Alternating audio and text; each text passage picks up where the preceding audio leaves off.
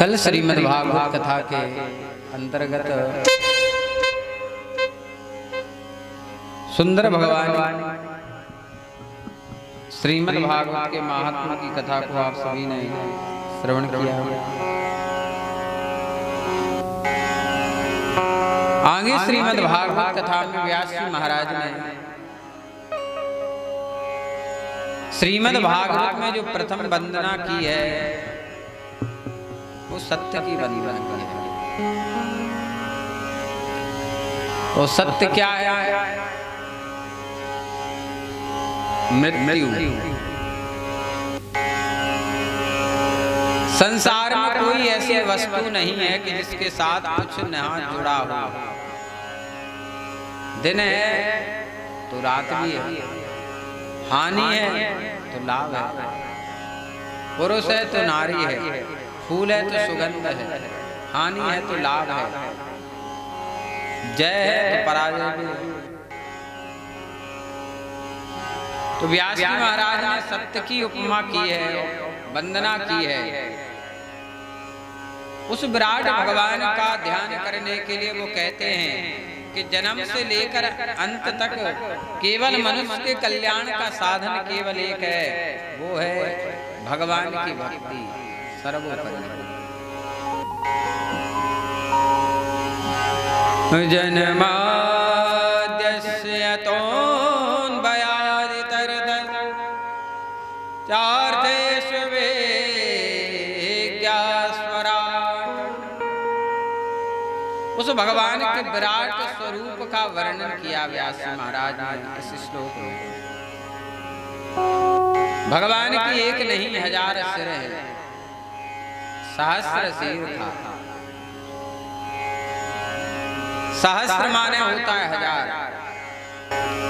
शीर्षा माने होता है सिर।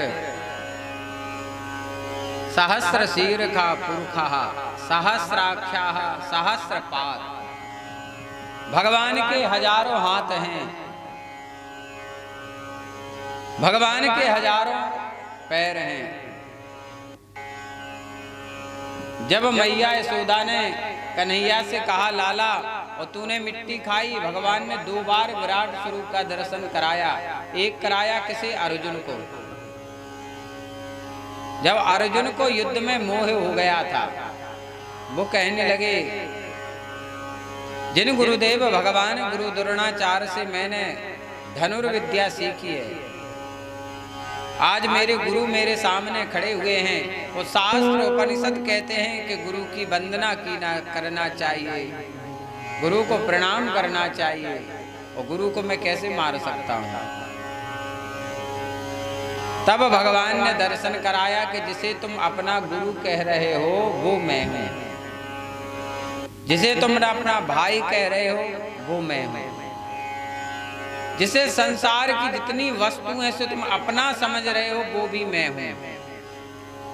एको हम द्वितीयो नास्ति। सोने से कितने भी आभूषण बन जाएं,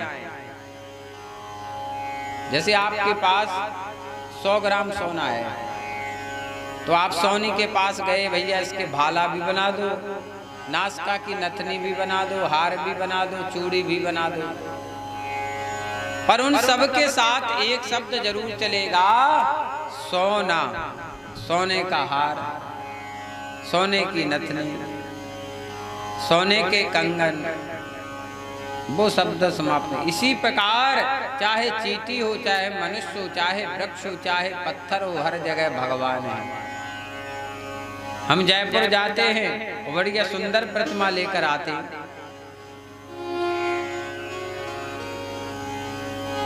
जाते कि नहीं? अष्टभुजा में लाते हैं, बोले माता रानी है। हम लोग प्रयास करते हैं कि हमारा पैर इस मूर्ति से ना छू जाए,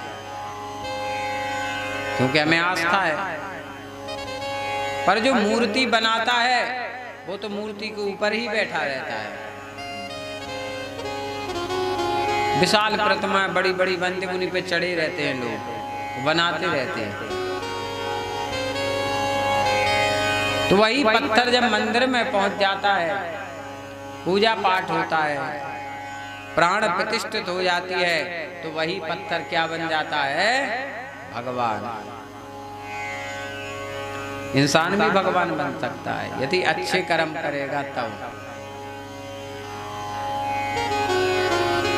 कर्म प्रधान विश्व करी राखा, जो जस करई सो तस फल चाखा।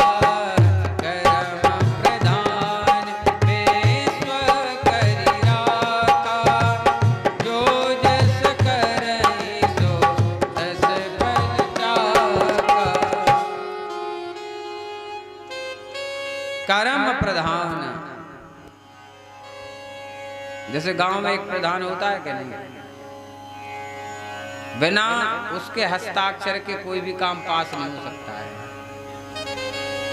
उसी प्रकार मनुष्य का कर्म ही उसका प्रधान है। जैसे हम पंडित जी हैं तो हमारा कर्म क्या है? पांडित कर्म करना। यानी कि जूता चप्पल की दुकान खोल के बैठ जाए, शोभा देगा हमें? बाड़ई का काम करे, बोले का महाराज जो कज्जा को बना है, तो शोभा नहीं देगा। और हम पूजा पाठ करें, कुछ करें, तो कोई कुछ नहीं कह सकता, क्योंकि वो हमारा कर्म है। एक किसान मेहनत करता है, आप कुशवाहा हैं, सब्जी का कोई भी काम कर लो, फलीभूत होगा। अपना कर्म भगवान ने सबको बांटा है, और उसी कर्म में वो सक्सेसफुल हो सकता है। तो कर्म प्रधान। उसी प्रकार हमारा एक और कर्म है। शरीर में दो भूखे होते हैं, एक होता है हमारा उदर, इसकी भूख हम भोजन से मिटा देते हैं। पर एक और भूखा बैठा है आत्मा।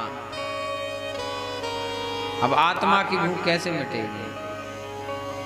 आत्मा की भूख मिटाने के लिए तुम्हें उसका जो भोजन है वो है भजन। और जब आप भजन करोगे, भगवान की कथा को सुनोगे, आंखों से भगवान का दर्शन करोगे, तब आत्मा की प्यास बुझ जाएगी। अब जैसे आपको भूख लग रही है और आपने जीवन में कभी भटा नहीं खाया, और भटा की सब्जी मिल जाए तो पेट भरेगा? मन की वस्तु थोड़ी है। और आपको बहुत पसंद जैसे छाछ है, मठा, भूख तेज लग रही है, तो आपको अब तो कुछ चाहिए नहीं, क्योंकि वो आपके मन का है ना।